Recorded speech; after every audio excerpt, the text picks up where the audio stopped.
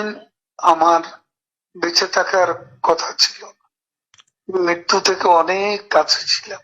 আমি আমারই সংসদ এলাকায় আমার নিজের বাসাকে এড়িয়ে পার্শ্ববর্তী আর একটা বাসায় আশ্রয় নিয়েছিলাম।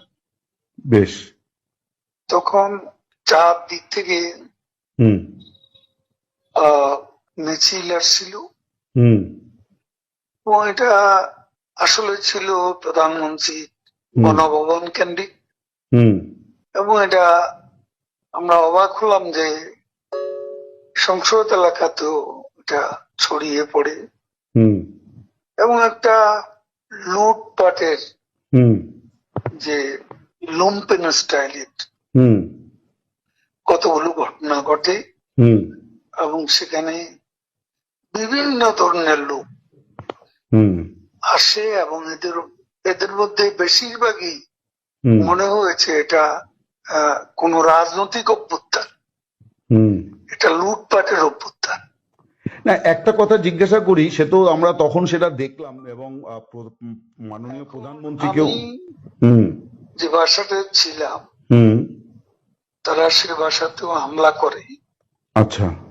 তারা জানতো না যে সেখানে আমি আছি। আচ্ছা। আমার বাসা তারা লুটপাট করেছে, কিন্তু যে বাসায় আমি গিয়ে আশ্রয় নিলাম সেখানে তারা হামলা করবে এটা আমি ভাবতাম, কিন্তু সেখানেও দেখলাম যে অনেক লোকজন ঢুকে পড়ে এবং তারা ভাঙচুর লুটপাট করতে থাকে। আমি আমার স্ত্রী সহ আমরা বাথরুমে ঢুকিয়ে যাই, অনেকক্ষণ ছিলাম, প্রায় 5 ঘন্টা।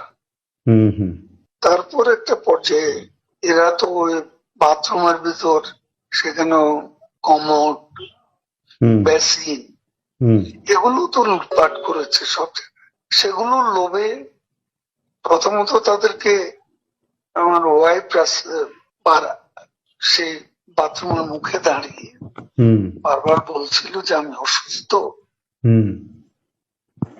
এ কথা বলে তাদের ফিরিয়ে দিচ্ছে। তো একটা পর্যায়ে তারা এই বাথরুমে যেগুলো আছে সেগুলো লুট করার জন্য জোরপূর্বক প্রবেশের হুমকি দেয়।